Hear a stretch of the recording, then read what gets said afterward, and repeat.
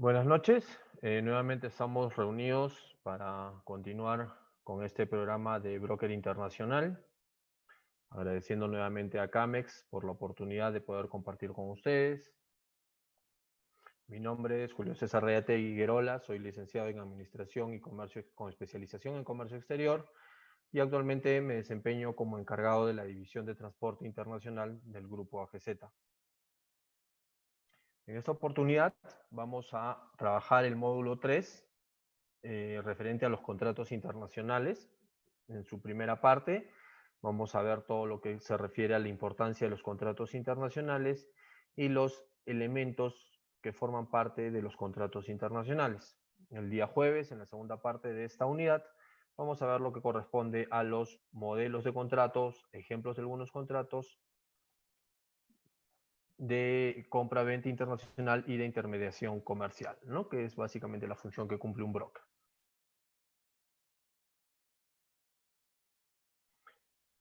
La importancia de los contratos internacionales la podemos ver en muchos casos prácticos, a partir que Perú se ha convertido o ha venido en los últimos años convirtiéndose en un país dedicado, orientado a la exportación de sus principales productos.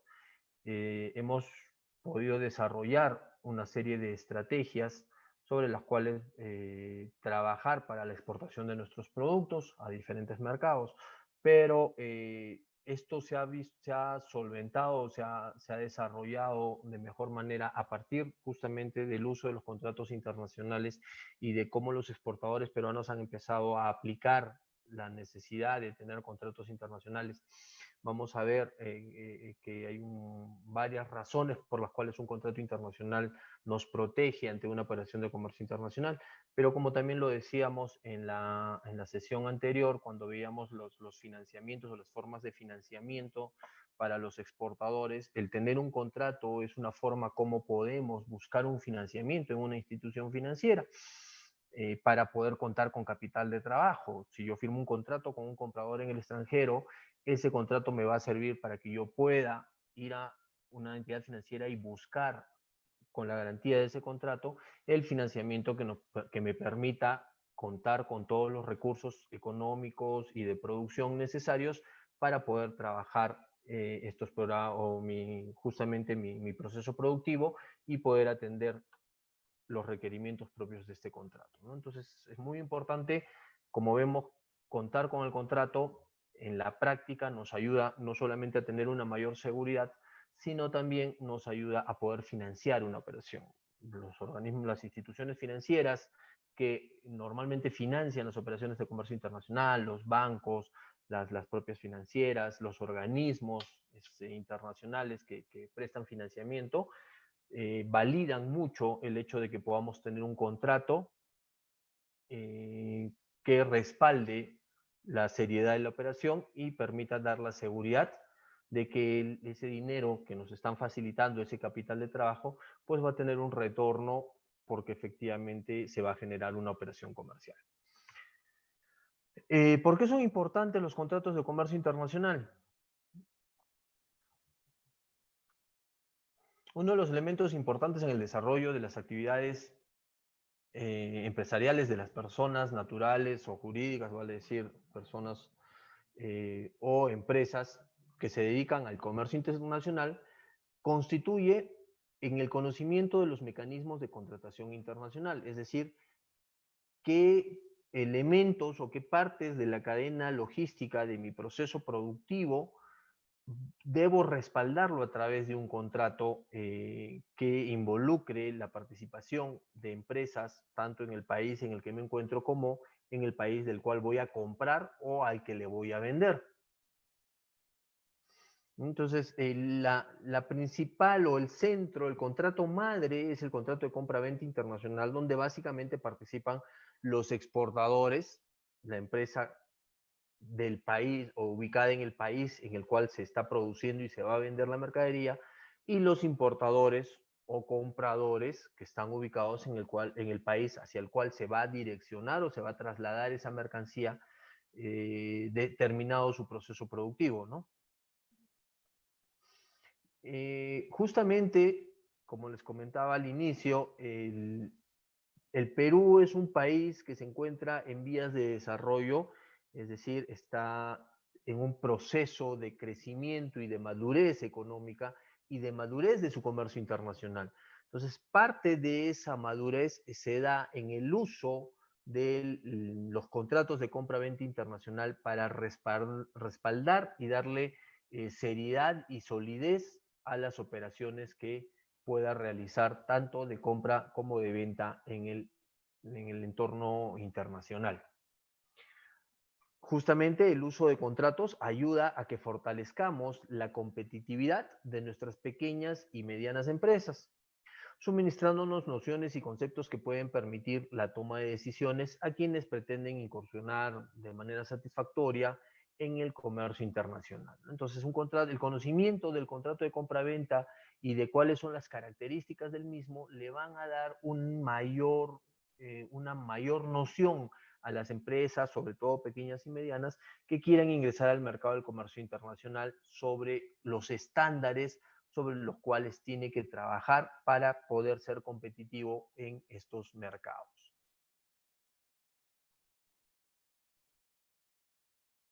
Dentro de una relación comercial internacional pueden darse varias formas de materializar una operación comercial y a la vez la suscripción de un contrato. No siempre se puede dar estos contratos o no siempre se suele dar estos contratos de forma práctica entre los importadores y exportadores, ¿no? A veces se decide trabajar a, a través de otro tipo de documentos como las órdenes de compra o las órdenes de pedido o simplemente los requerimientos verbales, ¿no? Los famosos contratos verbales, los acuerdos verbales entre importadores y exportadores. Eh, Y esto por una falta o quizás respaldado o de alguna manera justificado porque las empresas indican no tener una praxis regular, no estar, digamos, familiarizados con el uso de contratos en sus procesos comerciales.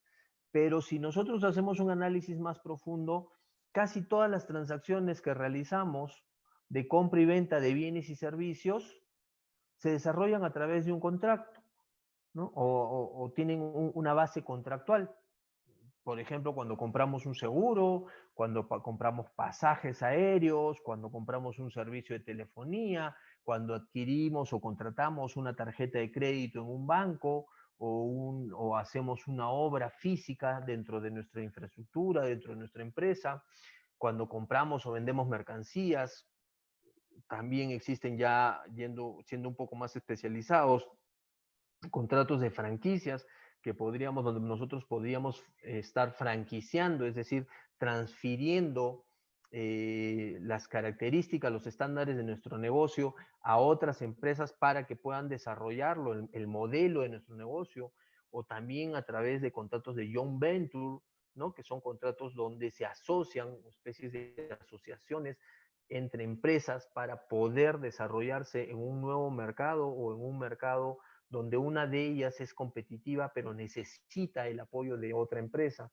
Entonces esos los famosos joint venture o asociaciones comerciales en búsqueda de objetivos comunes, ¿no?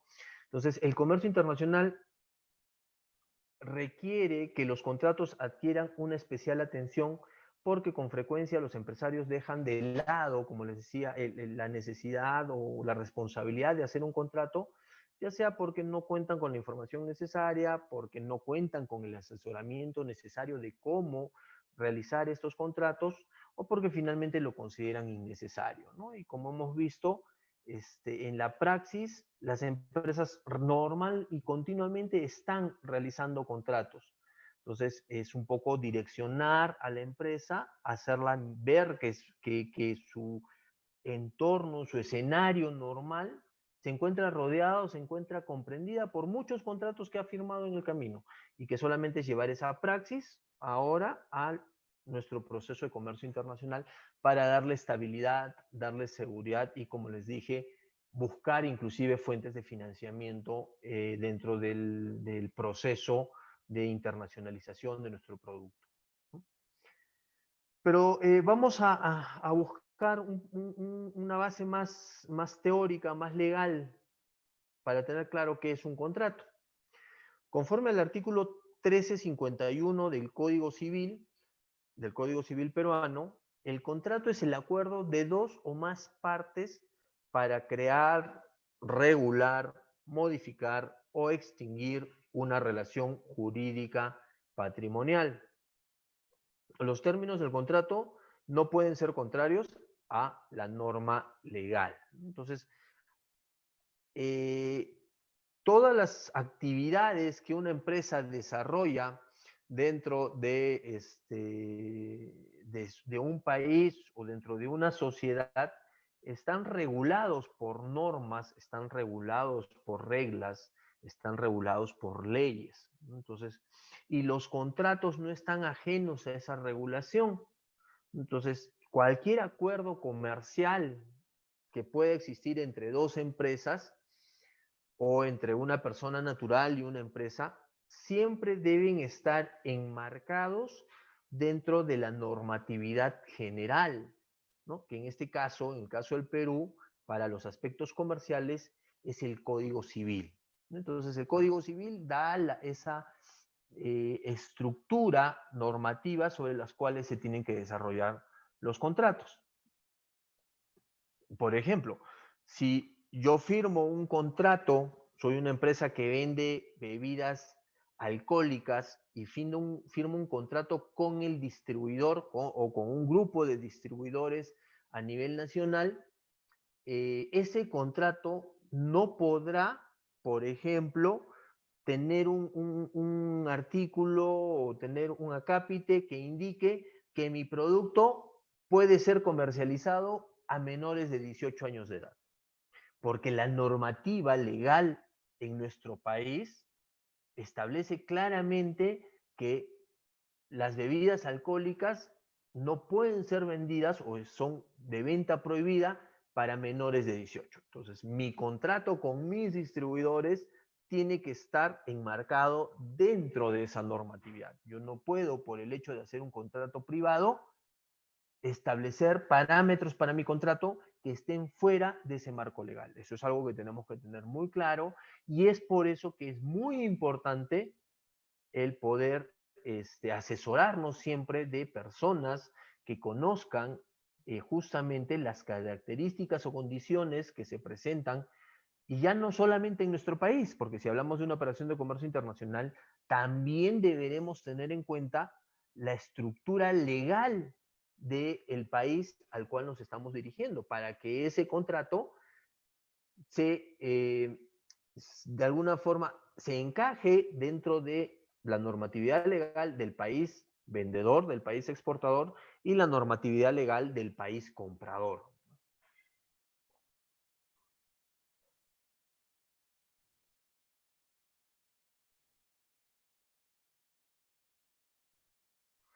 ¿Y qué elementos debe tener un contrato internacional? Más allá de lo que podamos obtener de las legislaciones o de la doctrina legal, se requiere puntualizar elementos pragmáticos que un exportador debe considerar, y en dicho contexto podemos mencionar que el contrato es un acuerdo o pacto de dos o más partes, ¿no? Puede haber un comprador, un vendedor, un distribuidor, un intermediario, considerados dentro de esos contratos, y dentro del marco del contrato se deben o se van a considerar tanto los derechos como las obligaciones de cada una de las partes que participan dentro de esta obligación contractual. Los contratos pueden ser orales o bajo la forma, orales o escritos, perdón, o bajo la forma que las partes intervinientes puedan determinar, y generan obligaciones sobre relaciones patrimoniales, es decir, la relación sobre un bien o un servicio de los que participan, ¿no? los contratantes. En este sentido, debemos mencionar que hay algunos elementos que en la práctica forman parte de lo que debemos considerar cuando hablamos de realizar un contrato. Debemos primero considerar que el contrato es un acuerdo o parte que se refiere a la coincidencia de dos o más partes que pueden constar en cualquier medio, siendo recomendable que sea por escrito.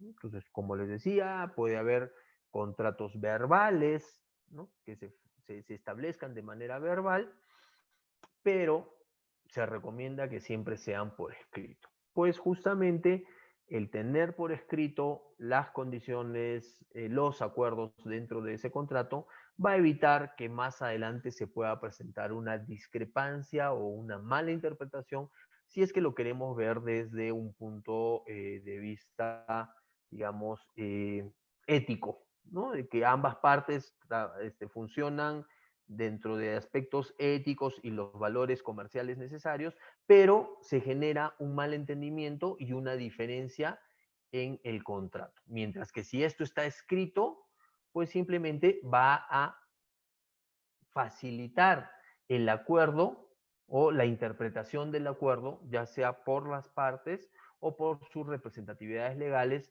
o finalmente por algún organismo o institución que haga de mediador ante un desacuerdo o una interpretación diferente de las partes participantes en el contrato.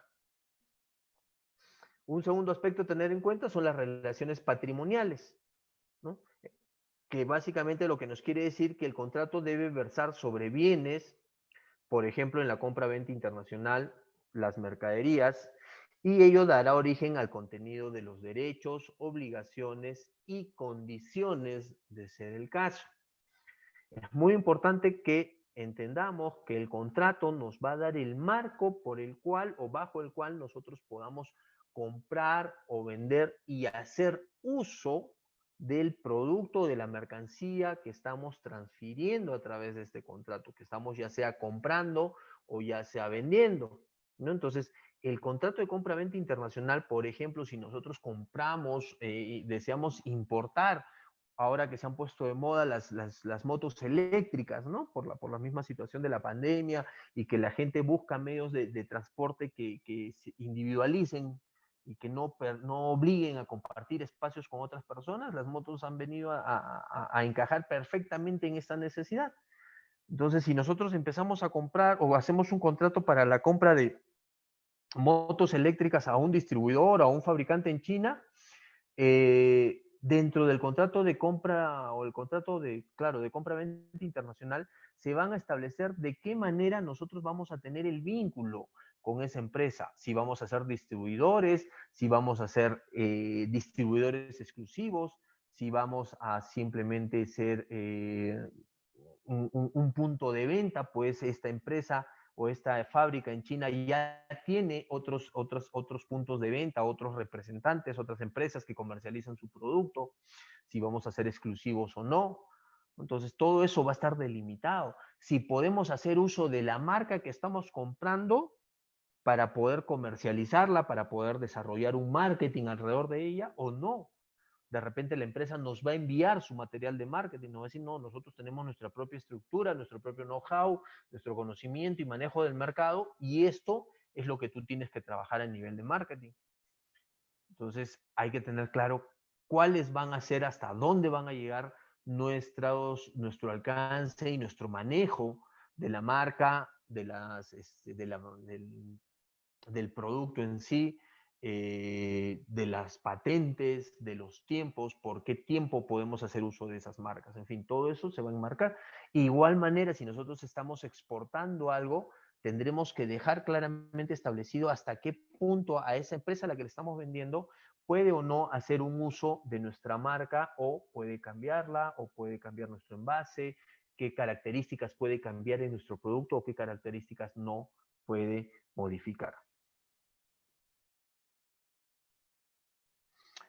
El tercer elemento que debe tener un contrato es que debe regular.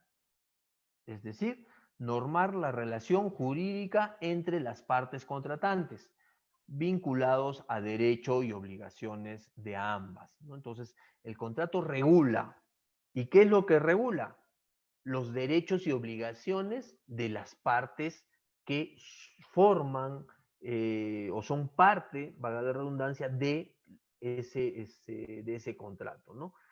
Normalmente, como lo hemos dicho, en un contrato de compra-venta internacional, hablamos de un comprador y de un vendedor, pero de acuerdo a las características o a lo que enmarque este contrato pueden irse sumando otros elementos o otros participantes, como puede ser un operador logístico, como puede ser un agente de aduanas, como puede ser una empresa de transporte, ¿no? Entonces todos ellos formar parte del contrato internacional. Entonces el contrato va a regular la responsabilidad y los derechos de cada una de estos intervinientes o de estos contratantes, ¿no? Otro elemento que debe tener todo contrato es la temporalidad de las obligaciones pactadas. Es decir, cuánto tiempo se debe tomar en cada parte del proceso y por cuánto tiempo se va a generar esa obligación de ambas partes. ¿Correcto? Entonces, por eso los contratos tienen una temporalidad, tienen un tiempo de duración, un tiempo de vigencia, y en el cual ambas partes se comprometen a respetar lo normado, ¿no? Entonces, si yo empiezo a venderle a una empresa en Estados Unidos y le digo a esa empresa, tú tienes que responsabilizarte porque mi marca esté en los principales supermercados de Estados Unidos. Y el contrato lo firmamos por 2 años. Entonces la responsabilidad de esa empresa va a estar, dentro de las responsabilidades de esa empresa, va a estar cerrar los negocios con los principales mercados en Estados Unidos, con los principales supermercados en Estados Unidos, las principales cadenas, para que nuestro producto tenga presencia. Eso es una obligación. ¿Y por qué va a tener esta obligación? Por el tiempo que dure el contrato. Por favor, si pueden apagar sus micros, se está filtrando. Me permite escuchar bien. Gracias. Entonces, estos elementos necesariamente deben ser parte del contrato. La temporalidad, ¿no? Es decir, el tiempo en el cual ambas partes o las partes contratantes van a tener la obligación y los derechos de lo que se haya acordado, la regulación, que justamente tiene que ver con cuáles son las obligaciones, los derechos de cada una de las partes involucradas, la relación patrimonial, es decir, la especificación de los bienes y o servicios sobre los cuales se está generando este contrato, y el acuerdo que en sí es el pacto que se refiere a la coincidencia, ¿no? Coincidencia en criterios o en necesidades entre las partes, ¿no? O sea, coincidencia en que yo vendo algo y la otra empresa lo requiere comprar. Ahí se genera esa coincidencia o ese acuerdo entre las partes.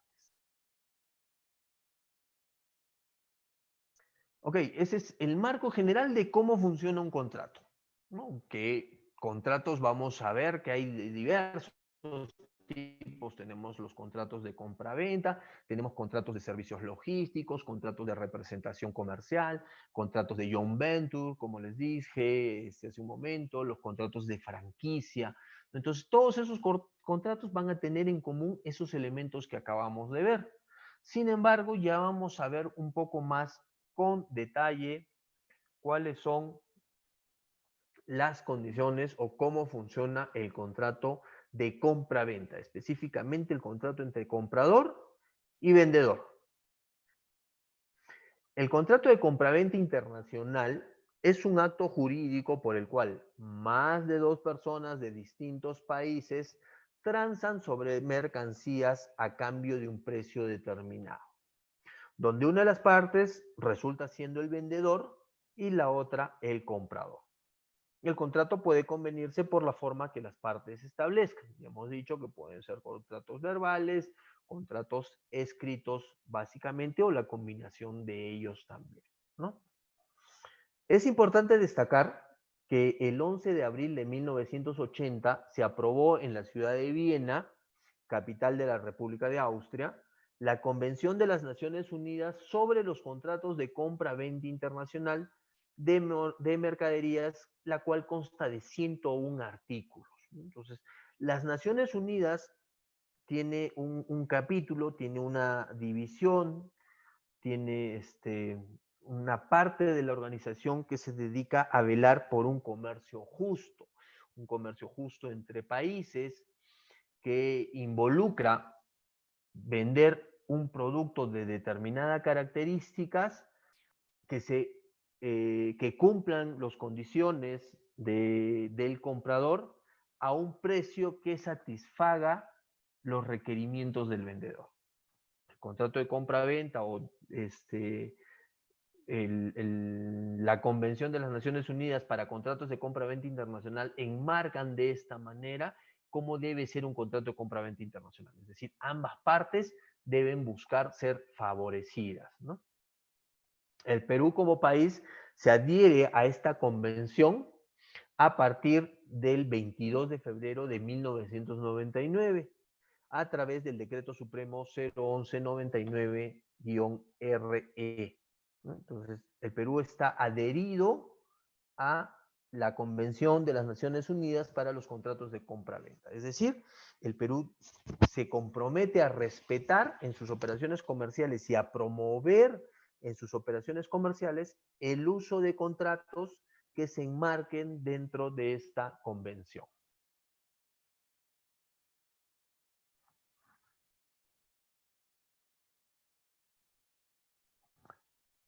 ¿Cuáles son las características que debe tener el contrato de compra-venta internacional? El contrato de compra-venta internacional primero debe ser consensual, ¿no?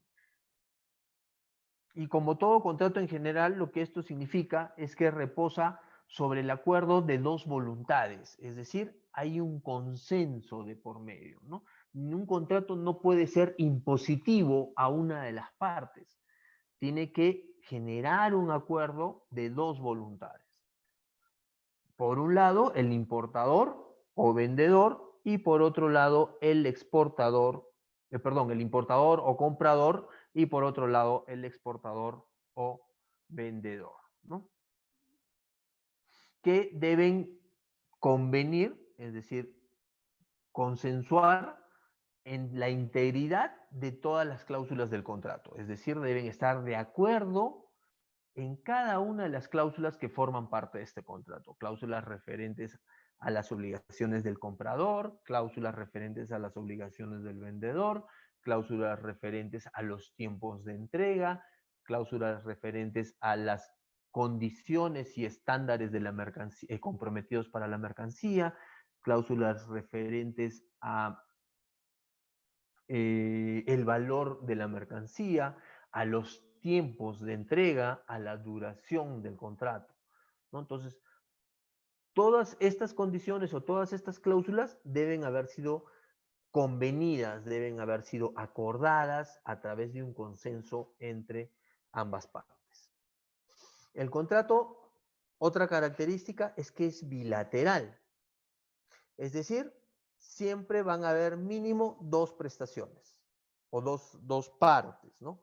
La prestación y la contraprestación, que forman el contenido patrimonial de cada una de las obligaciones creadas en el contrato y que estarán a cargo de cada parte contractuante, ¿no? Entonces, el contrato va a establecer necesariamente obligaciones, responsabilidades y derechos para cada una de las partes participantes, ¿no? Entonces, no puede existir un contrato que tire toda la responsabilidad a solo una de las partes y todos los derechos a solamente una de las partes. El contrato tiene que tener bilateralidad, es decir, compartir entre las partes las responsabilidades y los derechos que de este contrato puedan emanarse. Otra característica del contrato de compra-venta es que debe ser oneroso. ¿Y qué entendemos por oneroso? Que debe dejar un beneficio, debe generar una ventaja, debe generar un margen de utilidad para ambas partes. Para el comprador debe generar el beneficio de obtener un producto o un servicio dentro de los estándares que requiere, de los estándares que ha solicitado. Ese es el beneficio, ese es lo que va a ganar o va a obtener el comprador. Y el vendedor, ¿qué va a obtener? Va a obtener un lucro, ¿no? Va a obtener un beneficio económico por ese contrato, por la venta de ese producto. Una vez que entregue el producto a un comprador satisfecho con los estándares, el vendedor va a obtener a cambio un lucro económico.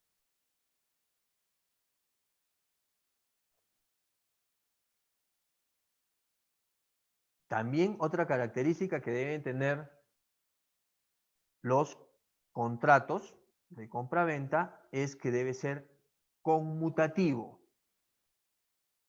¿Y qué quiere decir esto? Quiere decir que las obligaciones o prestaciones que emerjan del contrato deben ser apreciados inmediatamente. Es decir, el valor de la mercancía debe ser equivalente al precio pactado, ¿no? Las obligaciones o prestaciones se dan dentro de un contrato, como hemos venido diciendo, ¿no? O sea, genera obligaciones, genera responsabilidades y genera beneficios para las partes. Entonces, como tales, deben ser apreciados inmediatamente. O sea, no pueden generar o no deben buscar la generación de beneficios a futuro, sino de manera inmediata. O sea, yo no puedo querer como vendedor establecer una característica para mi producto, pero que va a dar o va a brindar frutos recién a futuro al comprador. Como mi comprador no puede pretender que hoy yo no gane dinero con la promesa de que en contratos futuros sí lo voy a hacer como vendedor del producto, ¿no? Entonces tiene que haber una conmutatividad, un beneficio inmediato, ¿no? A raíz de la firma o del establecimiento de este propio contrato.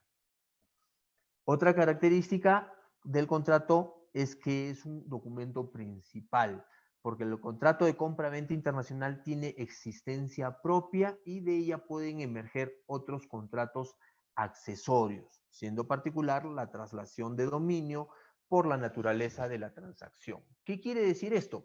Que el proceso en general del comercio internacional, del intercambio comercial entre comprador y vendedor, se da en el contrato de compra y venta. Es a partir del contrato de compra y venta que se pueden generar otros contratos accesorios, ¿no? Se pueden generar otros contratos que soporten o que le den soporte a este contrato en servicios logísticos, en derecho de uso de marca, en repartición de márgenes de utilidad, ¿no? O sea, otro tipo de beneficios que se puedan, que por necesidad se deban establecer a través de contratos. Pero el marco principal para el intercambio comercial va a estar dado por el contrato de compra y venta.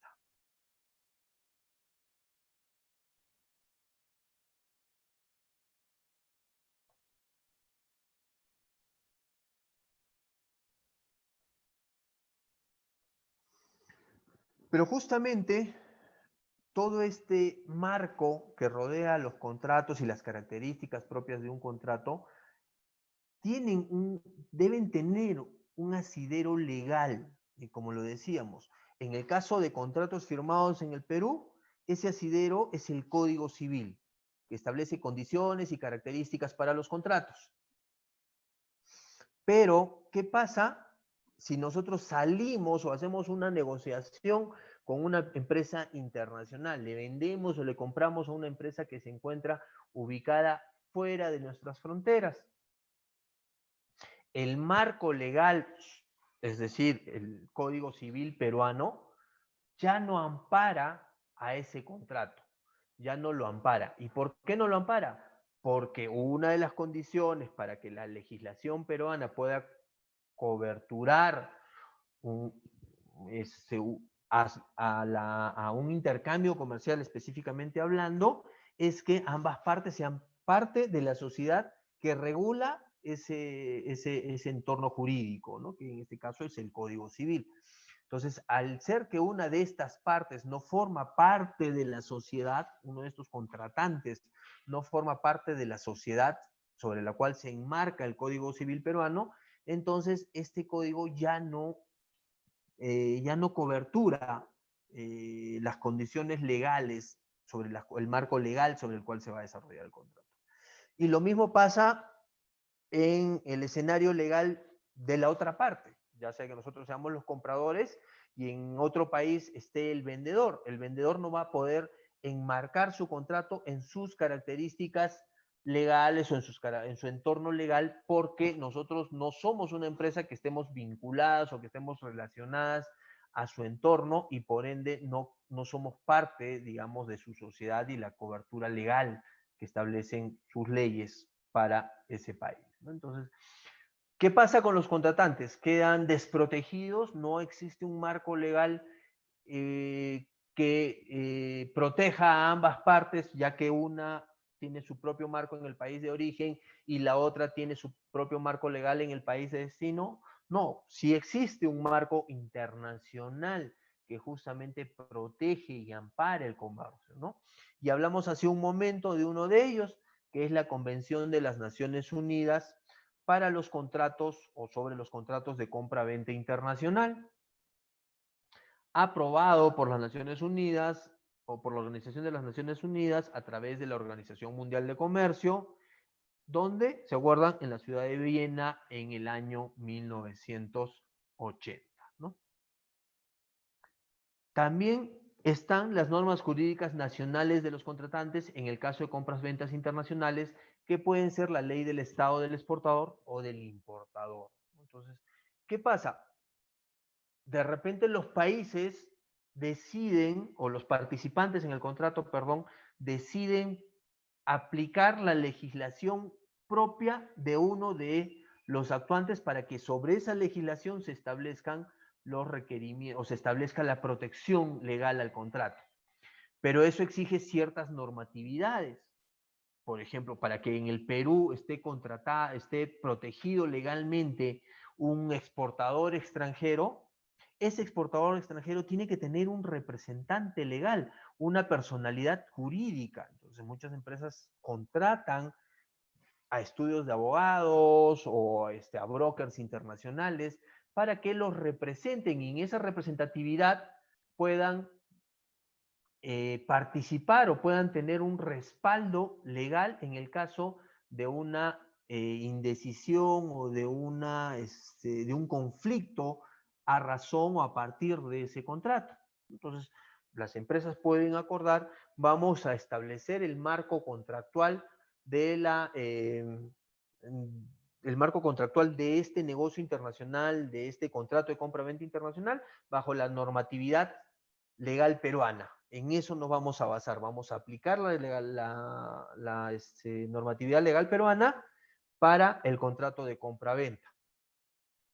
Pero para ello necesitamos establecer como marco legal en el Perú, para que se cumpla el marco legal en el Perú, necesitamos que el comprador internacional o el vendedor internacional tenga personalidad jurídica. Entonces ellos contratarán a una empresa, contratarán un estudio de abogados, contratarán una persona, un broker, para que los pueda representar jurídica y legalmente en ese país, ¿no? Es una costumbre, un uso que a veces se da en el comercio internacional. En los contratos de compra-venta también se puede incorporar los Incoterms establecidos por la Cámara Internacional de Comercio como reguladores de la responsabilidad de ambas partes. Es decir, si bien es cierto, existe un contrato y existe un marco legal basado en la Convención de las Naciones Unidas, entonces el comprador y el vendedor determinan que sean los Incoterms los que determinen la responsabilidad de ambas partes. Entonces, el marco de la estructura del contrato lo da la Convención de las Naciones Unidas, pero la responsabilidad en cada una de las partes se da a través de el uso de los Incoterms. También se puede considerar la Ley Uniforme de Venta Internacional de Mercaderías, ¿no? Que es una normatividad legal o un marco legal que se estableció de uso en Estados Unidos y también por los países occidentales como Estados Unidos, los principales países americanos, en los cuales se establece un marco legal sobre los cuales debe funcionar un contrato internacional, ¿no? Y sus siglas en inglés son el ULIS. Y finalmente también parte de la normativa o el marco sobre el cual va a funcionar el comercio internacional son los contratos modelos para la compra-venta internacional establecidos por la Cámara de Comercio Internacional para bienes manufacturados, ¿no? En este marco, este contrato modelo que ha establecido la Cámara de Comercio Internacional, básicamente se utiliza para la comercialización de bienes manufacturados. ¿Y qué elementos debe convenir un contrato de compra-venta? ¿O qué elementos debe contener un contrato de compra-venta? Primero, el objeto del contrato, ¿no? O sea, que en este caso sabemos que es el intercambio de una mercancía por un dinero, ¿no? Por una reciprocidad económica.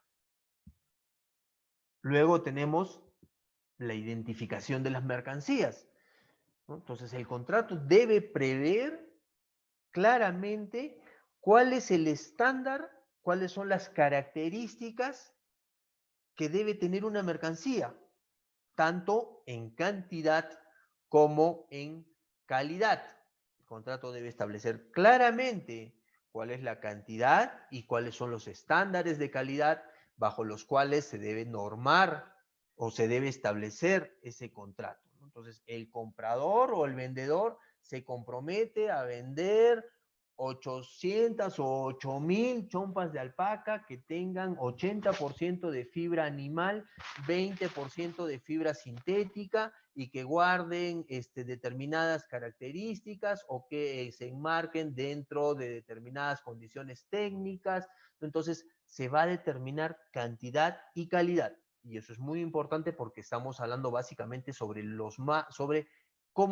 qué condiciones va a cumplir la mercadería para poder, digamos, establecerse dentro del contrato, ¿no? O cumplir la responsabilidad del vendedor establecida en este contrato. El precio de la mercancía, ¿no? Entonces, el contrato también nos va a determinar el precio de la mercancía. ¿Cuánto me va a costar la mercancía? Y esto va a estar muy ligado al uso de los Incoterms dentro del contrato.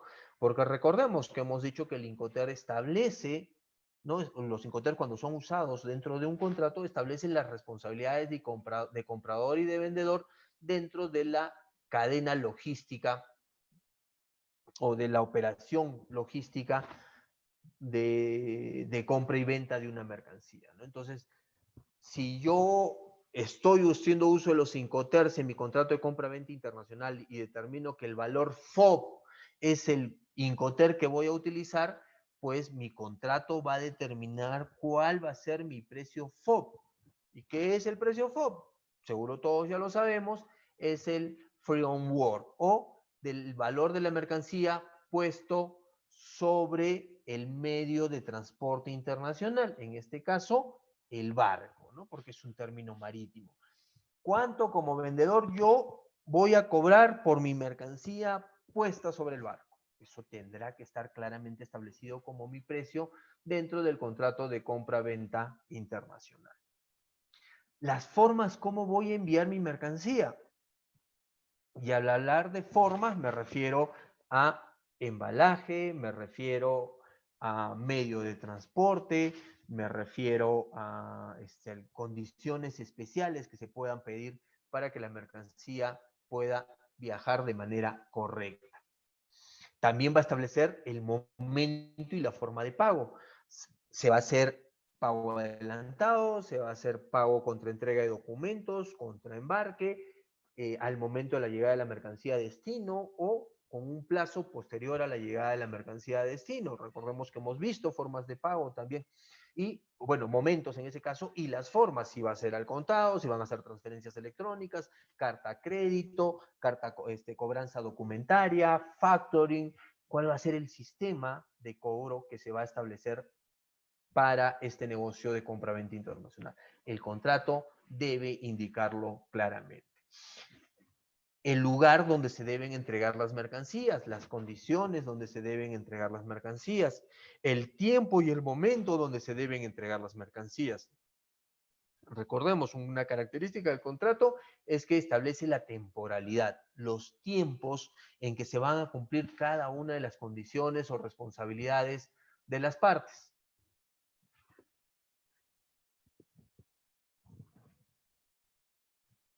Asimismo, la entrega de los documentos.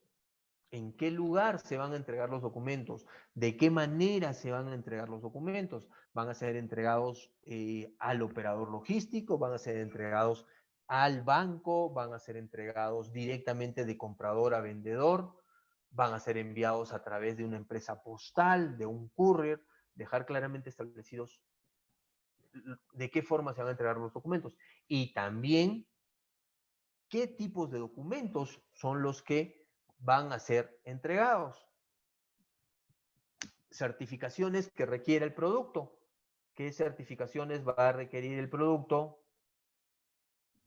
Si requiere, por ejemplo, los productos agrícolas, requieren contar con una certificación fitosanitaria, una certificación que avale el proceso de producción, una certificación o un estándar que determine los estándares de calidad, una certificación de BPMs, ¿no? Las famosas buenas prácticas de manufacturas que están tan de moda hoy en día. Entonces, cualquiera de estas certificaciones que sean obligatorias, ya sea para el comprador o para el vendedor, deben estar establecidas dentro del contrato para determinar la responsabilidad de cada uno de ellos en la entrega de estos certificados, las obligaciones de las partes, además a los puntos indicados hasta el momento, puede haber otro tipo de obligaciones que las partes de por sí necesiten establecer o se les establezca como parte, como responsabilidad a cada una de las partes, ¿no? Por ejemplo, la obligación del exportador de contratar publicidad en el país del importador para la marca o para el producto que se está comercializando, o la responsabilidad del comprador de no comercializar otro producto similar al que le está comprando, ¿no? Entonces puede haber obligaciones adicionales que tienen que ver también con el manejo de patentes y de marcas, cuáles son, cómo se van a manejar. La patente es exclusiva mía, se comparte con otras empresas en el caso de que yo sea el importador. ¿Me va a dar el uso de la patente en mi país o no la voy a poder utilizar? ¿No? ¿Voy a tener uso exclusivo de marca o no lo voy a tener? ¿Voy a desarrollar mi propia marca o voy a poder trabajar con la marca del que me vende? Entonces, todos esos elementos deben estar claramente identificados como responsabilidades, obligaciones o derechos dentro de la estructura del contrato de compra y venta que vamos a establecer. La vigencia del contrato, por cuánto tiempo vamos a tener este vínculo comercial entre comprador y vendedor. ¿Va a ser por una sola oportunidad, por un solo momento, por una sola operación, o va a ser más bien por un tiempo determinado en el cual van a haber varias operaciones, ¿no?, que mantengan la obligación tanto de comprador como de vendedor? Lo que veníamos hablando, ¿a qué legislación nos vamos a someter en el caso de existir discrepancias? ¿No? Y hemos visto todo el marco legal, tanto en el país de origen, de destino, como los marcos internacionales que protegen, que respaldan los contratos de compra-venta internacional. Entonces, ¿a cuál de ellos nos vamos a acoger?